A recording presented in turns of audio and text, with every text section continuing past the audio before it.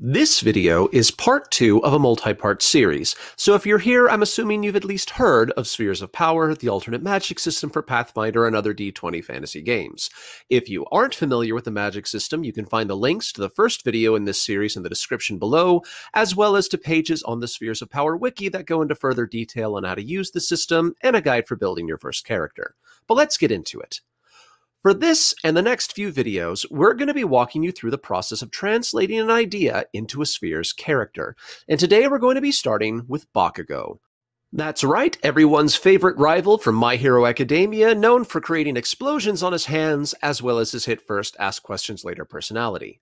By the way, if you haven't been watching My Hero Academia, you absolutely should. It's amazing. I've included links for it below too.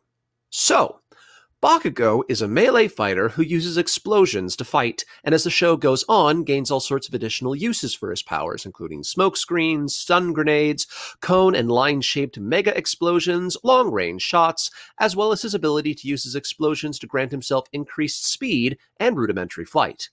As step 1 of building Bakugo, let's start with his casting tradition. Bakugo's power comes from his quirk, no magic words, gestures, or equipment required. Quirks are also physical abilities, and using them too much can hurt or exhaust the user just like any other form of physical exertion.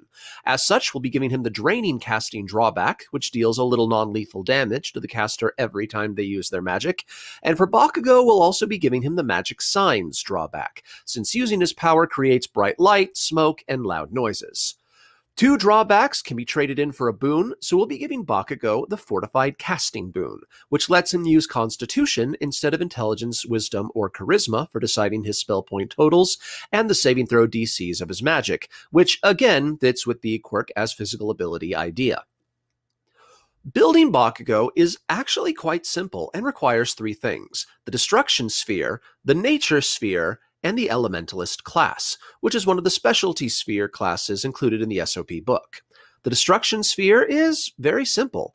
Its base power allows a caster to create a destructive blast, which they can unleash as a melee or ranged attack, and deals damage to whatever it hits. And you can take talents to change the shape and style of damage dealt. The base Destruction Sphere is a bit more versatile than Bakugo's good old explosive hands, though, so we'll refine it with some sphere-specific drawbacks, which let us limit what a sphere can do in exchange for extra talents. In this case, we'll be taking Energy Focus to replace the basic Destructive Blast with the Fire Blast talent, and Shape Focus to replace his base shape options with Sculpt Blast, which will limit him to cone-shaped and line-shaped explosions only. For his basic hand-to-hand explosion-based fighting style, we're going to be actually leaning into the Nature Sphere. The Nature Sphere is divided into a series of packages, each one tied to a different element. For Bakugo, we'll be giving him the Fire package, and again, since versatility isn't really the name of Bakugo's game, we'll be using a sphere-specific drawback, Limited Nature, to remove some of the Fire package's abilities in exchange for an extra talent. In this case, we'll be removing the Fire package's ability to manipulate fire and lava, limiting Bakugo to only being able to create fire, which starts at diminutive size but will increase as he gains caster levels. In exchange for this drawback, we'll be giving him the Fire Wielder talent, which will allow him to take that created fire and attach it to his hands for an extended period of time, allowing him to fight with that hand-to-hand explosion style we all know and love. For Bakugo's class, we'll be using a new class from Spheres of Power, the Elementalist. The Elementalist is all about being a powerful magical combatant, which is right up Bakugo's alley.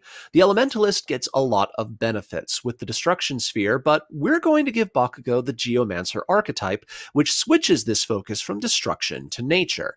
As much as big destructive blasts are a part of Bakugo's fighting style, we're going to be doubling down on that Fire Wielder talent as his primary fighting style, and take combat feats as necessary to make him a dual-wielding fist fighter to take full advantage of that Fire Wielder damage.